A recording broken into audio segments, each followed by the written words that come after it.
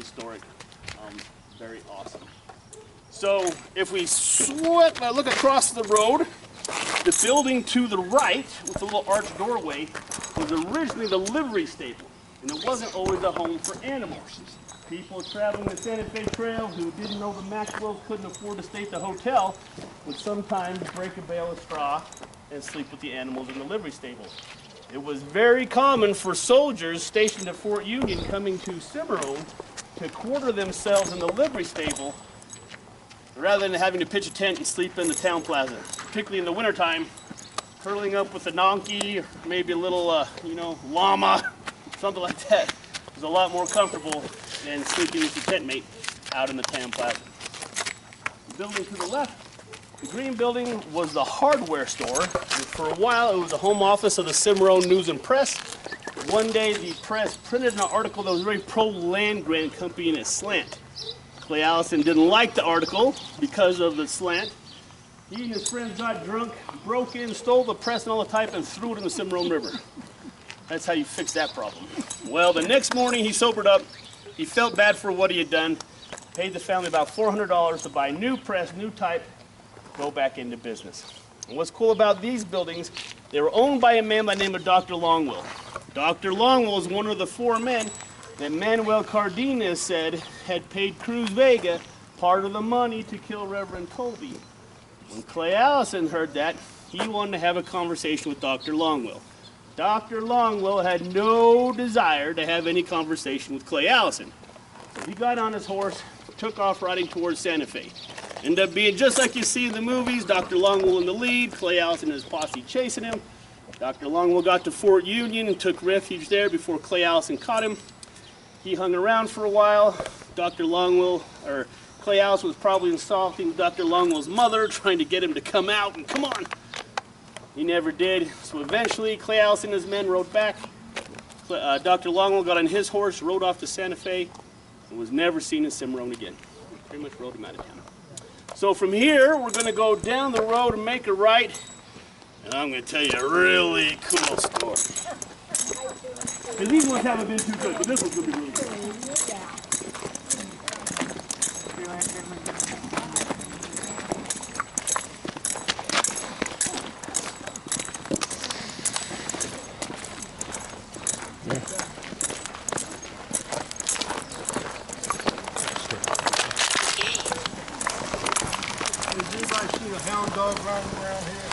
We have not seen a hound dog running around. Okay, hey, sir. Across the highway, we've seen one like 2 hours ago. White and black spots? Or no, it was black and dark. Yeah, no, sorry. Thank you.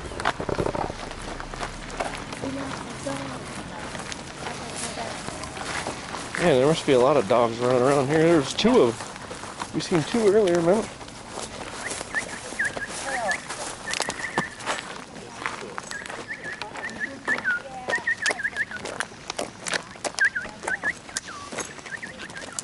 You guys scared of ghosts? No. Good. I'm going to tell you a story. It might be a little scary. Nah, it's good. All right. That's my disclaimer. All right, if you look out that direction, you're going to see a fabulous sunset. Yeah, it is. It is very nice. But you see a ridge of mountains. You go over that ridge of mountains. You come into the Moreno Valley, where Angel Fire and Eagle Nest are today. Across that valley and over the next ridge of mountains, you drop into Taos. You go from the Moreno Valley to Taos, you go over what's called Palo Flechado Pass. Well, in 1868, there was a man living in Taos by the name of Charlie Kennedy. And Charlie Kennedy, by most people's estimation, was a weirdo.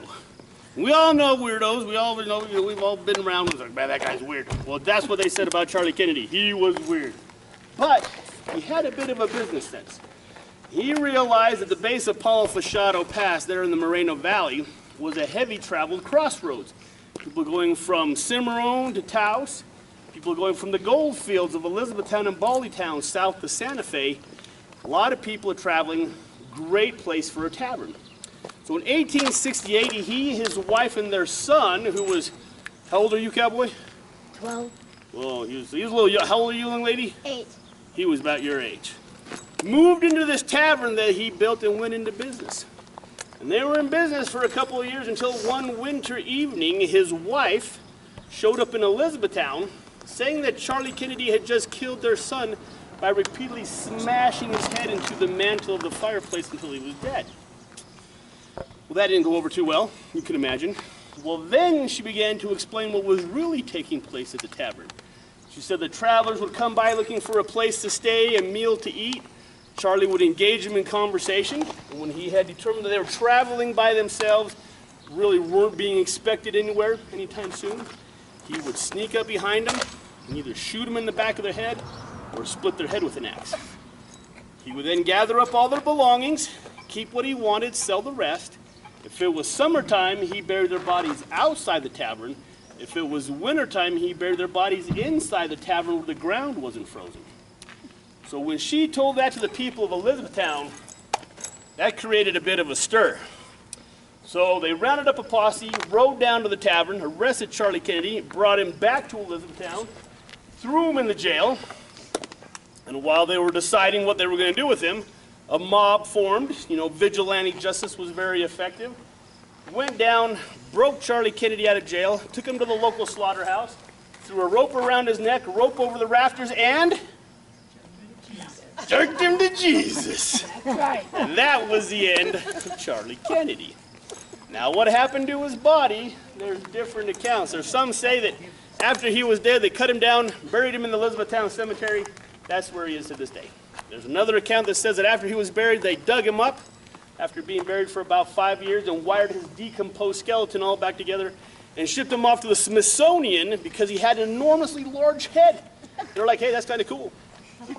I don't know. The other story goes that Clay Allison was there, and after Charlie Kennedy was dead, Clay Allison took out his knife, cut off Charlie Kennedy's head, rode back to Cimarron, and put it on a stake right here where we're standing as a warning to people that this is what would happen to you if it took up a life of crime. According to the story, the head was on the stake for about a year before the owner of the St. James said, this is bad for business. Which, if you know anything about decomposition, it was bad sooner than it was later. But took the head off the stake and buried it somewhere where we're standing. And they say if you step on Charlie Kennedy's head, he will haunt you to let you know that you did. And after having done the tour for 21 years, there have been nights where I have been doing the tour and have gone home and weird things happen. Did I step on Charlie Kennedy's head? I don't know. Now, they did go back to the tavern that next spring. They did dig inside and outside. They did find human remains. They speculate the number of people who spent their last night, what became known as the Inn of Death, ranged from 7 up to about 10. The people asked, did he really kill his son? And he did. The story goes the son was out front of the tavern playing when a traveler came by looking for a place to stay. He asked the boy, where's your father? The boy said, he's out back cooking an Indian. When the man heard that, he was like, ugh, and got on his horse and was riding away when Charlie Kennedy came from around the tavern. Said, why is that man leaving? And the boy said, I don't know. I just told him you were cooking an Indian. And in a deranged sense of punishment, killed his son. There's the dog. Hey, doggy. I know, he's trying to get it. Yeah, ready. Down dog. He's like, what are you guys doing? I tell you, dog, when you get caught, it'll be a different story. All right, we're going to head to our farthest spot up on the tour. We're going to head down Sherman Avenue. Please don't step on Charlie Kennedy's head.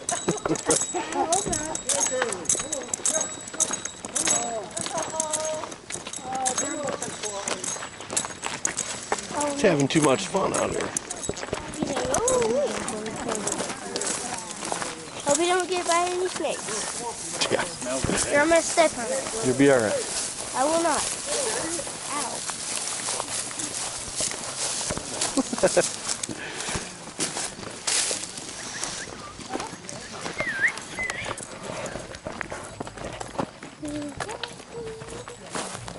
Yeah. I don't think so, maybe.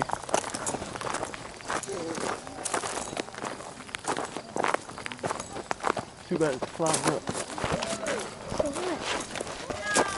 Oh my goodness. He wants to follow along with the trip. Hayden? He's going to follow along with us.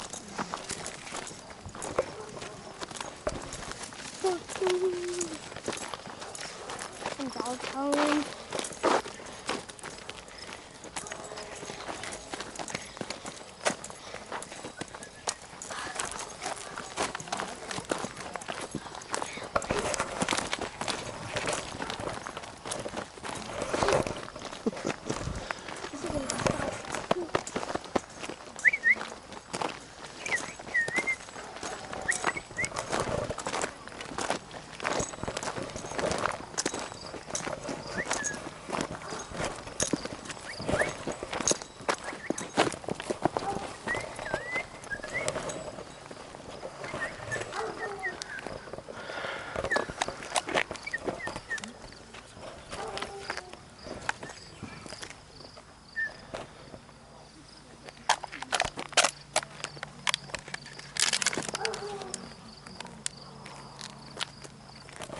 He's ever getting Yeah, that dog. He's having too much fun. Yeah. Especially after a chase like that. He's like, I'm gonna get in trouble if I go home. Where did he just run away? Like, run away. Well, he started to get in the car and then... Oh, did he? Yeah, he went around the car and then he came this way. I had a dog like that. It was like, I'm free, I'm not coming back in the house. Man. He's had a couple of dogs. All right. So if you look out that direction, you see a ridge of mountains. There's one particularly large rock outcropping up and to the left of that telephone pole out there. That is the Tooth of Time. And the reason it's called the Tooth of Time is when people on the Santa Fe Trail came over Raton Pass and they could see that landmark, they knew they had about 7 to 10 days to get to Santa Fe. So that's the time reference. The tooth reference comes, if you see it from the other side of the ridge, it looks like a tooth. So hence it's called the Tooth of Time. Now, the people of Philmont, because that's all part of Philmont Scout Ranch, part of the National High Adventure Base for the Boy Scouts of America, they will tell you it's an igneous protrusion of Dacite porphyry formed in the Tertiary period 100 to 200 million years ago. Today! Happy birthday, Tooth of Time! I like the Tooth of Time. So, but what's underneath the Tooth of Time? You know my jokes. You already had that one. What's under The gums of time. The gums of time. All right, let's cut up this direction. In the spirit of the lost dog, what did the cowboy say to the wiener dog? What did the cowboy say to the wiener dog? I have no idea. Get along, little doggy.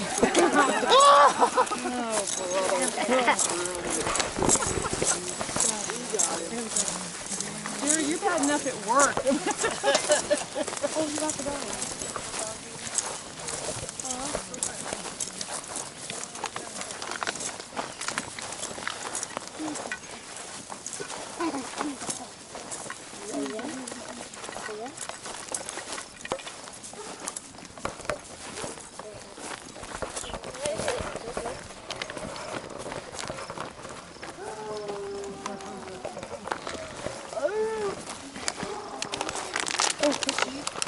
Picture. Look at the wolf. Joe. You watch the ant pile. Don't step in that. You got it. Touch me. Don't step in that. Wait, is it the head? No, it's an ant This is pile. the head. What is it? Very good. I like that. Sheep or lambs? Well, I don't know. But that's an anthill, so don't step in it. Okay, so as I mentioned, in 1871, Cimarron became the county seat of Colfax County. When you become a county seat, they build you a courthouse. It's awful convenient. You're going to have a courthouse to have a jail. So in 1871, this was built as the Colfax County Jail. This was the functioning jail in Cimarron until the 1960s. Wow. So if you committed a crime 1958, 1959, you went right here. When it was originally constructed, it had a 4-foot high, 10-foot thick wall. No, 4-foot thick, 10-foot high wall. That's an awful thick wall. They ran around the perimeter of the jail, but in 1900 there was a jailbreak. And some people on the outside of the jail helping the person on the inside escape, put a whole bunch of dynamite at the base of the wall, blew this huge hole in the wall, and rather than repair it, they tore it down, So these rocks here, part of the wall, you can actually see the foundation really good. Right there going to the left. So this would have been the courtyard of the jail. This would have been the outside of the jail. This jail does not boast the fact that no one escaped out of it. People escaped out of this jail all the time, particularly during the Colfax County War days. If you had the right political connection, the sheriff opened the cell and you scampered off. There were people who were murdered here. This is where Manuel Cardenas was being led back to when he was shot in the head. There was a native uprising that took place here in town. An Indian was arrested, brought here, and murdered inside. The people who live in these houses, people who stayed in the trailer park, say that the jail's haunted. They've heard chains rattling, doors slamming. There used to be a competition shortly after they closed the jail back in the 1960s to see who could spend a night in the jail all by themselves. The rule is you were locked in at sundown.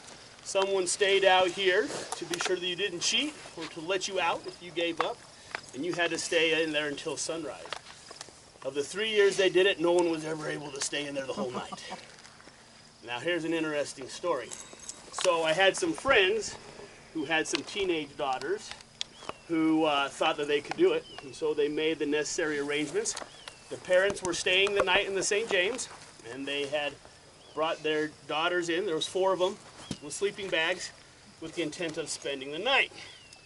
And so they got in and they kind of got settled, and one of the girls got up and started to check out the different cells, and she went into solitary confinement. And solitary confinement is the first one on your left if you were to go inside. And she laid on the bed, and as she did, she felt this pressure on her chest pushing her into the bed. Well, that's a little scary, so she tried to get up. No matter how hard she tried to get up, she couldn't get up. So next instinct is to scream to get some help. As hard as she tried to scream, she couldn't make any noise. And she was in there for about 10 minutes before her friends got worried about her and went to look for her. And it wasn't until they walked into solitary confinement that whatever was holding her down let her go. Needless to say, they and crawled into bed with Mom and Dad in the St. James Hotel. So we're going to go ahead and go on inside. We are? Yes, absolutely. So what we're doing is we're gonna go down on the right side. We'll look at the cells. When we get to the back, we'll come and we'll kind of like a revolving door. Oh yeah. What if I land it?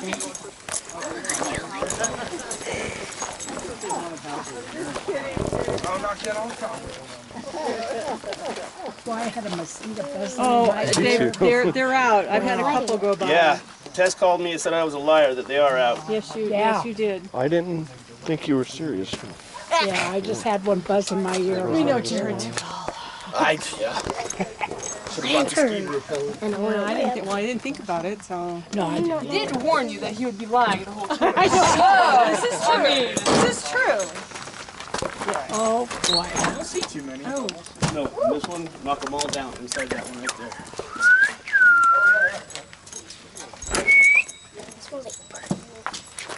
Yeah. You got your light on? I'm trying, but it's not cooperating. There we go. There you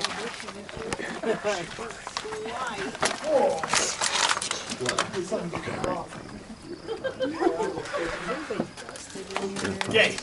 Everybody's got some flashlight or some sort of phone. Take a look. Put your light on. Oh, you got your light on. I can hold it.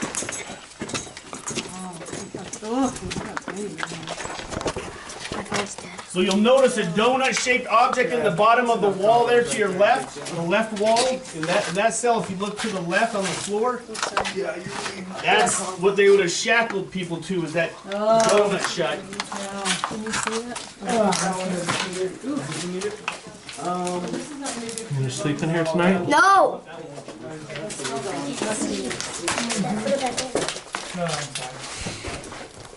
Bring it back. Try not to get entangled.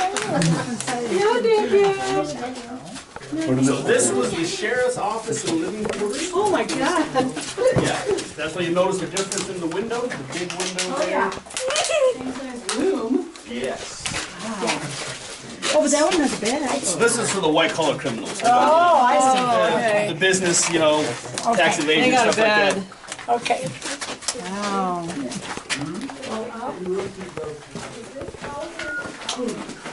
Yeah, the black right there where Carson is standing is solitary confinement.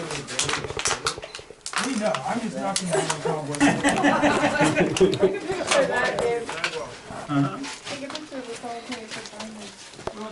So this side you're walking in now, this whole side was in the sheriff's office and living quarters. And he became important enough, that's when they put the wall in and made a cell, and brought in the box and made solitary confinement at the end. Wow. This is the solitary. Let's go in. Go in there. How do you like to stay in here? I'm living. Look at that. Brave. Wow. Can you get up? Be able to get up? Too much dust. Maybe if you're in here alone, it's different. Yeah. Look how thick these walls are. Look, the light. Let me see that. I see that.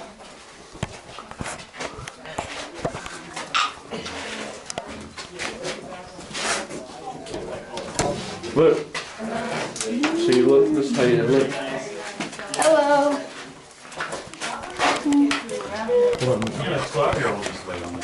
Are you serious? Did you take a picture? Yeah. Funny because I need a charge. Gabe, do you want to lay on it? I'm not super interested in doing that, but Good. Thank you, sweetie.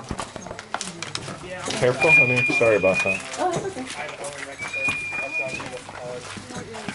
Yes, so wildlife, range, and fisheries management. Oh, good. With an emphasis on wildlife. Yes. That's the plan. Absolutely.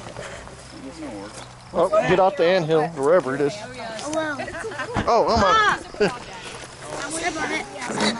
Get off there. Get off there. sure we Just have step everybody because I don't want anybody to unintentionally spend the night. He has real worries. Lock Did you somebody say up. We have 3 more stops and we're all done. Yay! Head count. All right, we're gonna head back towards the road and head back towards the St. James Hotel. Really quick, too. Where you stay? Dude, it was me because I knocked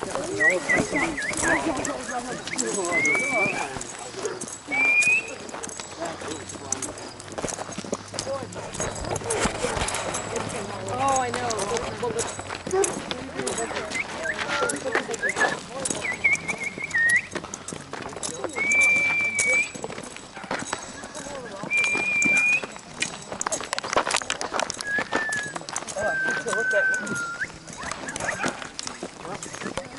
There's a pipe in the road right there, and it's just a whole.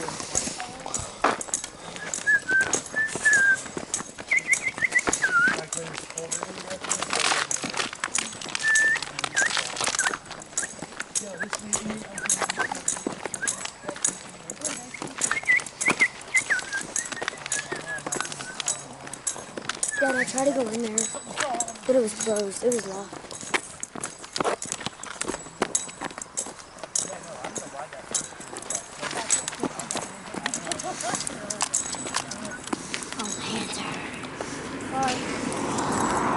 What do you guys think so far? Hey, we love it.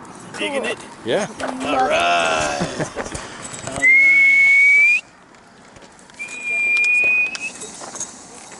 I've been trying to get this tour for years since like COVID started. Yeah. You remember? And we just kept missing each other. Yeah.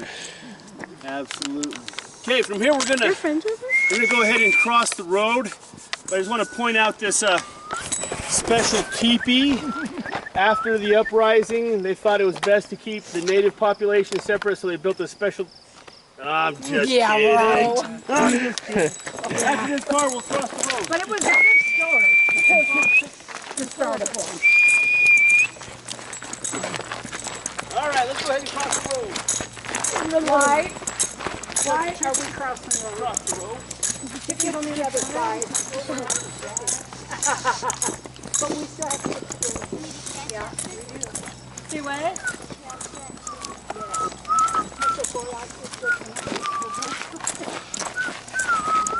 That road going back from here to the train.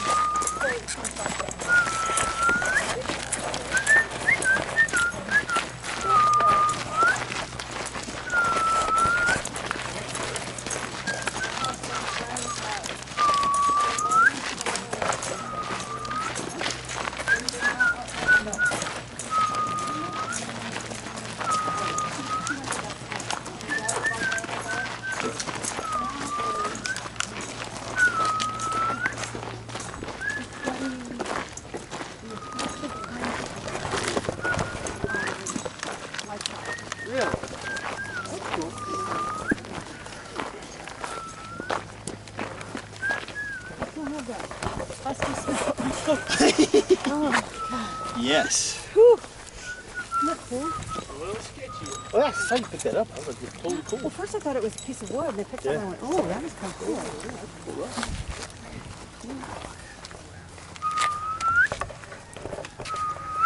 Oh, I started to go, oh.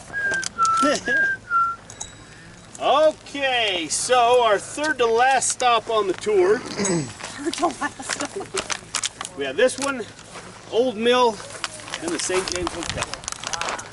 So, there were two things every frontier town needed. One was a church for everybody to go to church.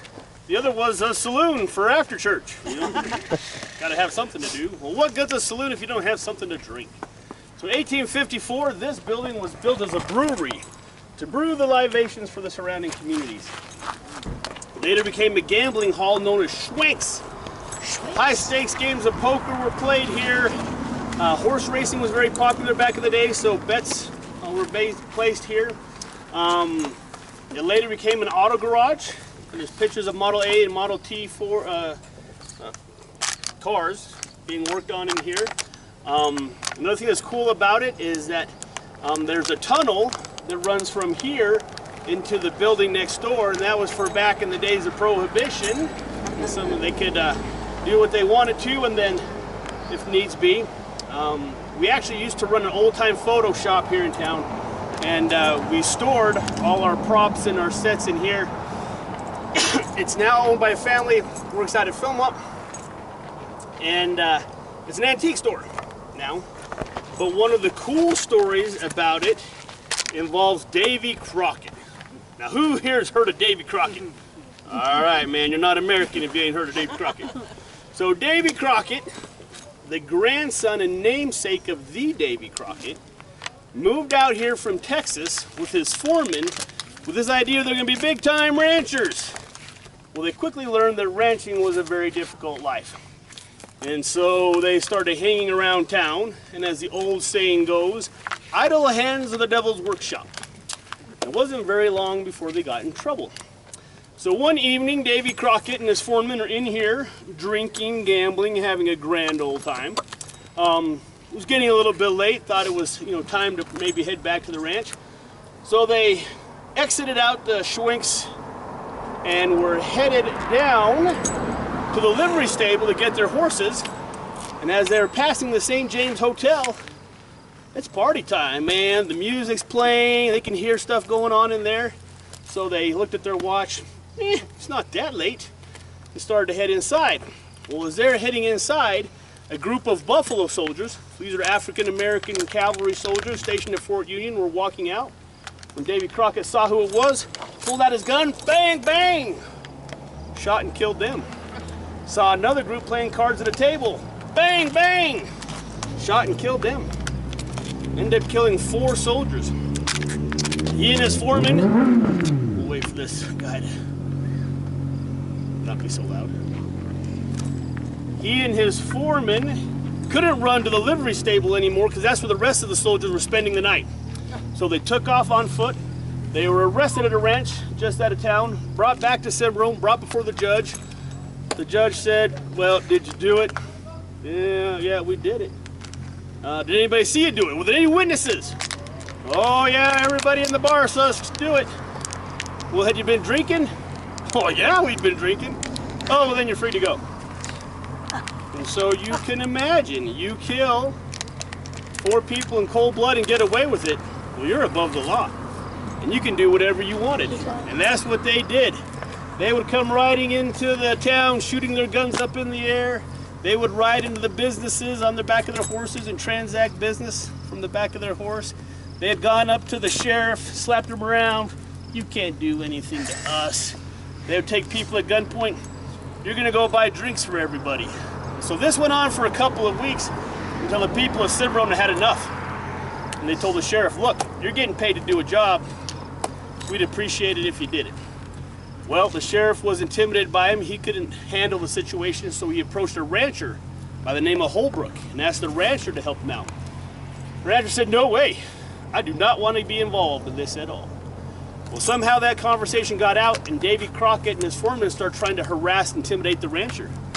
Of course, the rancher didn't appreciate that, So a few days later, the rancher approached the sheriff and said, "You go ahead and deputize me, and I'll help you out with this problem."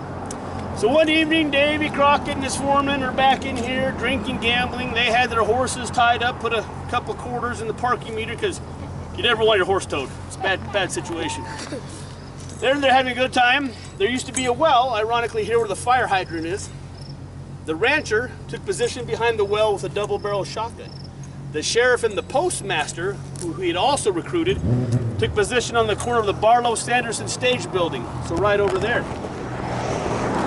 Eventually, Davy Crockett and his foreman got done gambling, drinking, having a good time, got on their horses, started to ride down the road. The rancher jumped up from behind the well with the shotgun, walked up to Davy Crockett, shoved the shotgun into his chest and said, "You're under arrest. You need to get off the horse." Well, Davy Crockett looked down at him, shrugged his shoulders and said, "Shoot." The rancher didn't have to be told twice. Boom, boom, both barrels right in the chest. That spooked the horses. They took off riding down the road. The sheriff and the postmaster jumped up, were shooting at him. By the time Davy Crockett's horse came to the Cimarron River, it stopped. They ran down to see what had happened, and by the time they got there, Davy Crockett was dead in the saddle. In fact, to get him off the saddle, they said they had to get a bar to pry his hands off the saddle's horn because his death grip was so tight on the saddle. So Davy Crockett, grandson and namesake of the Davy Crockett, is buried in our cemetery just up top the hill here. When his father heard what had happened, he came out to see the final resting place of his son. They took him to the cemetery, took him to the grave. At the head of the grave was this little generic wired together wooden cross. He reached down, pulled it out, threw it aside, said, "This will not do for the grandson of Davy Crockett. We're going to have a proper marble headstone shipped out from Texas." Well, the headstone never arrived. So to this day, Davy Crockett, grandson and namesake of the Davy Crockett, is buried in our cemetery. We have a general idea from where the old part of the cemetery is, but where he's actually buried. So the moral of the story is, if you're a good-for-nothing, dirty, rotten scoundrel, you'll be buried in an unmarked grave. Nobody will know who you are. The foreman actually got wounded from these guys shooting at him, was arrested, brought to this jail, and guess what? He escaped. Rode off to history and never was seen again. So, all right, we're going to go down the road just a little bit to our second to last stop on the tour and start to wrap it up. Ooh, take your sock off. Take it off.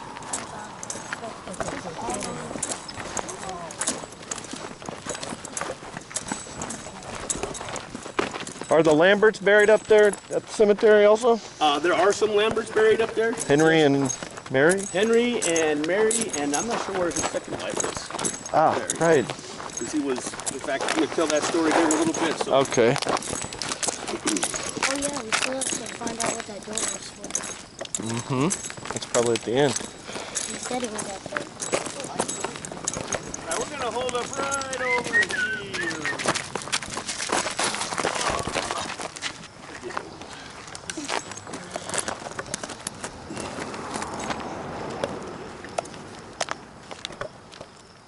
All right. Our second to last stop on the tour is the Old Mill Museum. That building down there, you see the lights on. It actually goes by several different names, known as the Old Mill, the Aztec Mill, and the Grist Mill. Built by Maxwell. 1866, it completed 1868. 68, 86, 68, I don't know. Don't quote me on those dates. I think it was 1868. It's completed, or started in 1866, completed in 1868. Today, this is still the tallest building in Cimarron. It's 3 stories high. Also has the basement or the wheelhouse. During its heyday, it was producing about 44 barrels of flour a day. It was also the Indian Agency, and this is where the Ute and the Hickory Apache came to receive their government rations. It's now owned by the CS Cattle Company. It is a museum